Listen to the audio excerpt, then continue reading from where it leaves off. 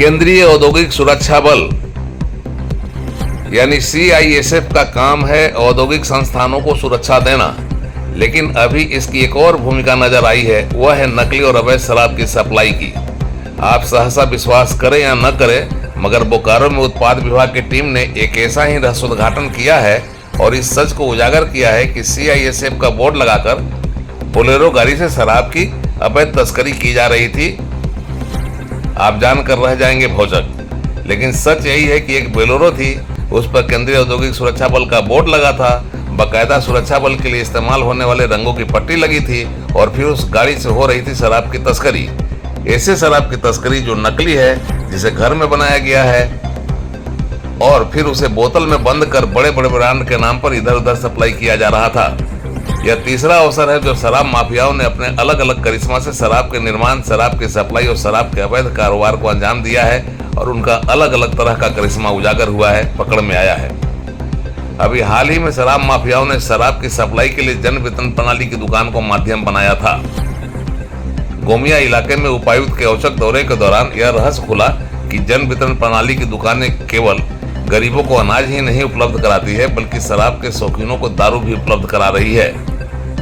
इसके बाद उत्पाद विभाग की टीम ने वहां छापा मारा और जन वितरण प्रणाली की दुकान से भारी मात्रा में अवैध शराब बरामद की गई। इसी तरह बालीडीह औद्योगिक क्षेत्र में पानी के बोतल की आड़ में शराब की अवैध सिस्टमेटिक ऑटोमेटिक प्लांट चलते हुए पकड़ी गई और करोड़ों रुपए का माल यहां से बरामद हुआ, जिसे बिहार एवं झारखंड के बाजार में खपाने की तैयारी थी।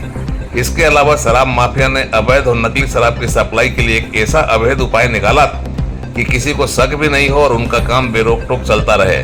शराब के अवैध कारोबार से जुड़े रैकेट के लोगों ने शराब सप्लाई के लिए जिस वाहन का उपयोग किया, उस पर केंद्रीय औद्योगिक सुरक्षा बल का बोर्ड लगा दिया गया था, ताकि किसी को शक भी नहीं हो, रास्ते में कहीं कोई रोक टोक नहीं हो और उनका माल बाजार में आसानी से खपता रहे।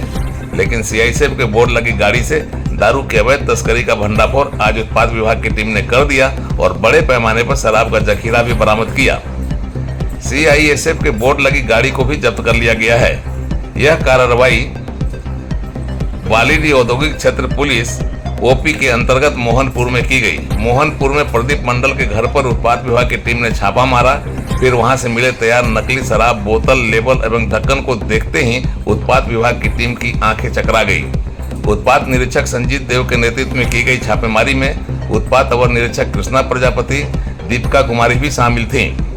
उत्पाद विभाग को यह जानकारी मिली थी कि बालीडीह औद्योगिक क्षेत्र के मोहनपुर में प्रदीप मंडल, संदीप मंडल और उनके अन्य साथी मिलकर शराब का अवैध निर्माण और वितरण का काला कारोबार कर रहे हैं। इसी सूचना के आधार पर यह कार्रवाई की गई और उत्पाद विभाग ने सफलता हासिल की।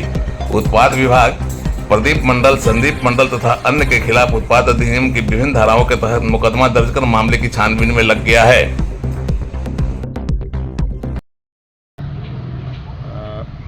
आसन लोकसभा चुनाव 2024 और रामनवमी पर्व के मद्देनजर उपायुक्त महोदय बोकारो के द्वारा सघन छापामारी करने का निर्देश प्राप्त था। उस निर्देश के आलोक में सहायक आयुक्त उत्पाद बोकारो को गुप्त सूचना प्राप्त हुआ कि बालीडीह OP अंतर्गत मोहनपुर ग्राम में अवैध विदेशी शराब का निर्माण कार्य चल रहा है। इसके लिए उनके द्वारा सदर निरीक्षक उत्पाद के पर्यवेक्षण में एक छापामारी दल का गठन किया गया। उप टीम के गठन के बाद हम लोगों ने रात्रि में करीब 1 बजे उस ग्राम में प्रदीप मंडल के घर पर छापामारी की। छापामारी दल जब वहाँ पहुँची तो वहाँ के घर के बाहर एक बोलेरो लगी हुई थी। ये बोलेरो, उसका जब बोलेरो को खोल के देखा तो उसमें ढेर सारा विदेशी शराब उसमें रखा हुआ था। उसके बाद हम लोगों ने घर की भी तलाशी ली तो घर के अंदर से भी और शराब बरामद हुआ। उसके अलावा बहुत सारे खाली बोतल, लेबल, नकली लेबल, ढक्कन, ये सब भी घटनास्थल से बरामद। देखा जा रहा है कि बोर्ड लगाने का उद्देश्य इसका पीछे ये था कि ये जो भी ये काम अपना रात्रि में ही करते थे और ये बोर्ड लगाने के बाद रात्रि में ही ये माल अपना जहाँ पहुँचाना रहता है इनको, उसके द्वारा वो तस्करी करते हैं। गिरफ्तारी नहीं हुई। हम लोग पहुँचने के वक्त ही सब फरार हो गए। गाड़ी किसके नाम? पूछताछ करने टाइम में पता चला कि ये प्रदीप मंडल के नाम से रजिस्टर्ड है। कितना कुल का होगा? लगभग 2.5 लाख के रुपए के आसपास।